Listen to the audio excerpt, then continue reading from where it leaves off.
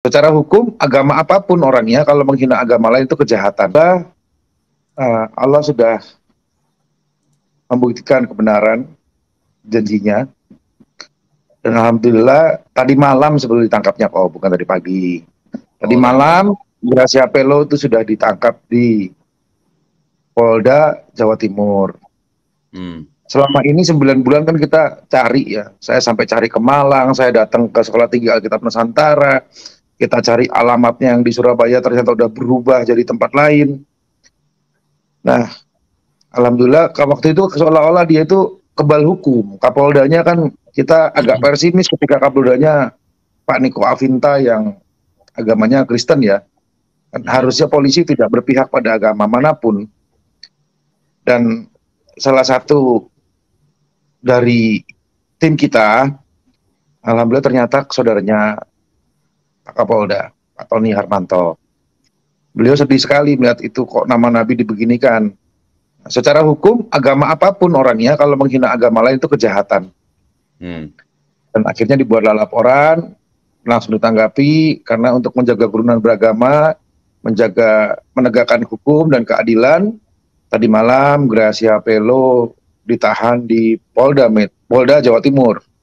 Nah, Hmm. kita berharap, kita doakan ini menjadi pelajaran bahwa apapun suku, bangsa, ras, dan agama kita, menghina orang lain, menghina Tuhan orang lain, menghina kepercayaan orang lain itu kejahatan.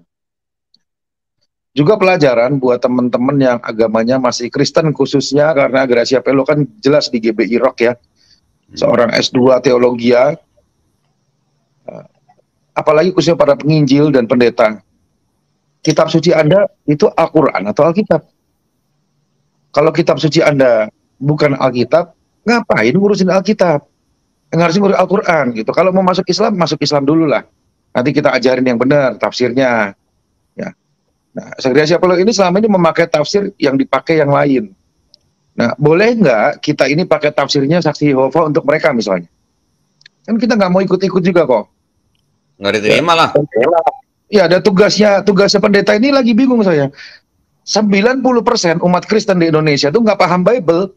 Ngapain ngurusin? Itulah cuplikan video seorang mualaf yaitu Hani Kristianto terkait dengan klarifikasi terhadap penangkapan Gracia Pelo.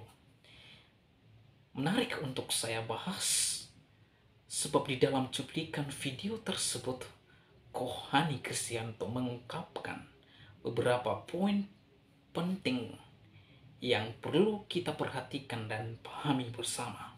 Yang pertama, Hani Kristianto mengatakan apapun agamanya, kalau menghina, melecehkan, dan menista agama lain adalah sebuah kejahatan.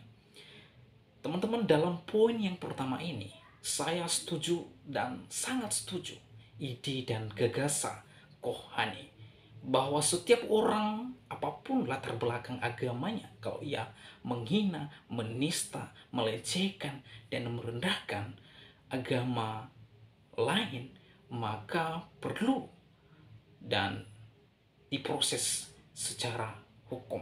Sebagaimana Gracia Pelo diklaim bahwa beliau telah menista agama Islam.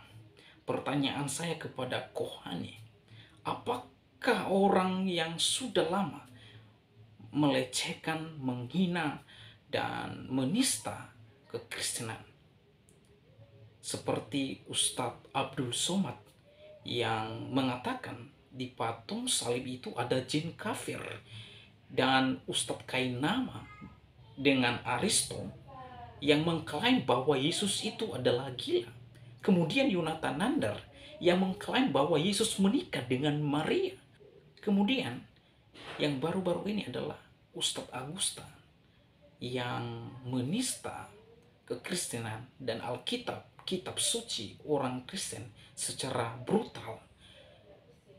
Dia berlapis-lapis menista Alkitab orang Kristen. Yang pertama, ia mengklaim bahwa amanat agung adalah merupakan ayat yang mengajarkan membunuh manusia lain. Kemudian ayat tersebut adalah ayat Alkitab yang harus dihapus, harus dilenyapkan di dalam Biblos katanya. Dan bukannya itu, yang baru-baru ini adalah dia mengketuti Alkitab. Dan ia berkata, jika Alkitab ini saya taruh di pantat, apakah dalam 1 bulan ke depan saya mengalami kematian? Dan ini adalah sangat menghina dan melecehkan iman dan Alkitab sebagaimana kitab suci orang Kristen yang dijunjung tinggi, dihargai, dan diyakini. Apakah orang-orang ini, Kohani, mempolisikan mereka? Jadi kalau Kohani Kristianto konsisten dengan ucapan Anda bahwa apapun agamanya, kalau ia menghina agama lain adalah sebuah kejahatan yang tentu harus diproses secara hukum. Apakah orang-orang ini yang saya sebut wajib diproses secara hukum? Jikalau ucapan Anda konsisten, maka orang-orang ini harus dan wajib diproses secara hukum. Jikalau standar Anda yang Anda sampaikan hanya berlaku kepada minoritas, maka Kohani tidak konsisten dengan ucapan Anda. Dan yang kedua, maka saya kasih label Anda adalah orang yang tidak bertanggung jawab. Sebab itu, orang-orang yang saya sebut tadi, dengan standar yang sama yang Anda pakai, maka orang-orang tersebut wajib dipolisikan dan diperiksa. Itu yang pertama. Dan yang kedua, Kohani berkata, apakah kitab suci Anda Alkitab atau Al-Quran? Kalau kitab suci Anda bukan Alkitab, mengapa Anda mengurusi Alkitab? Kalau masuk Islam dululah. Nah, maksud Kohani Kristianto dalam bagian ini, ia sedang mengatakan kepada Gratia Pilo, yang pertama, kalau kitab suci Anda yang Anda yakini yaitu Alkitab, maka yang Anda bahas adalah Alkitab. Itu yang pertama. Yang kedua, Kohani sedang mengatakan kalau kitab suci Anda adalah Alkitab, mengapa Anda membahas kitab suci agama lain? Dan yang ketiga, Kohani mengatakan kepada Gratia Pilo, kalau mau bahas atau mengurusi kitab suci agama lain yaitu Al-Quran, maka Gratia Pilo harus masuk Islam. Masuk Islam dulu dan belajar Al-Quran. Ya, teman-teman, kira-kira begitu maksud Kohani di dalam bagian ini.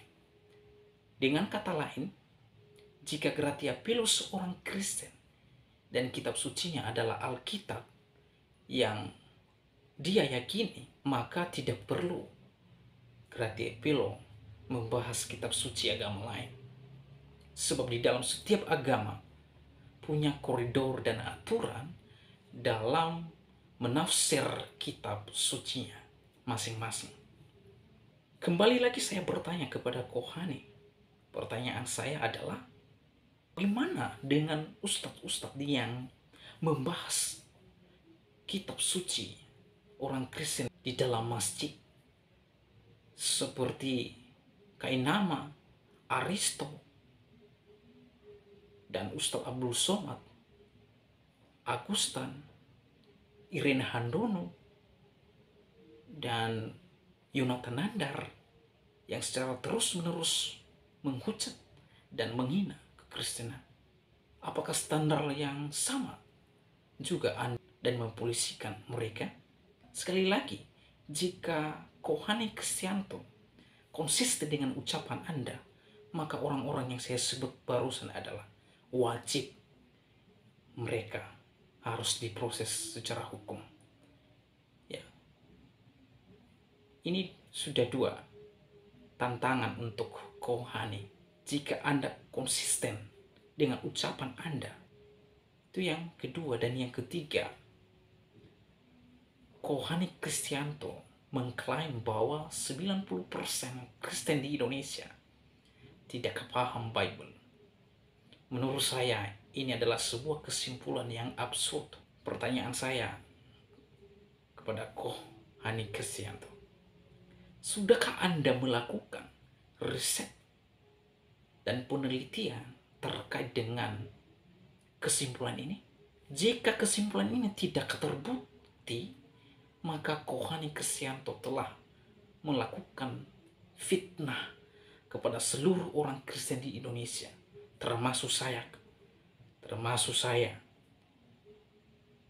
Anda telah memfitnah, sementara saya memahami dan mengerti kitab suci saya secara benar.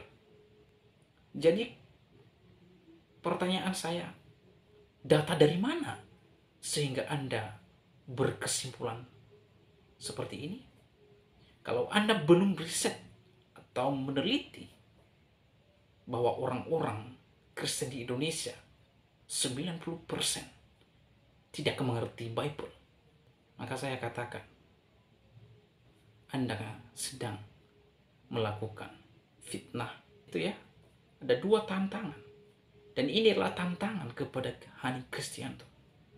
Jika Anda konsisten dan tidak memakai standar ganda, maka orang-orang yang saya sebutkan tadi wajib diproses secara hukum. Kiranya video ini memberkati kita semua. Tuhan Yesus memberkati.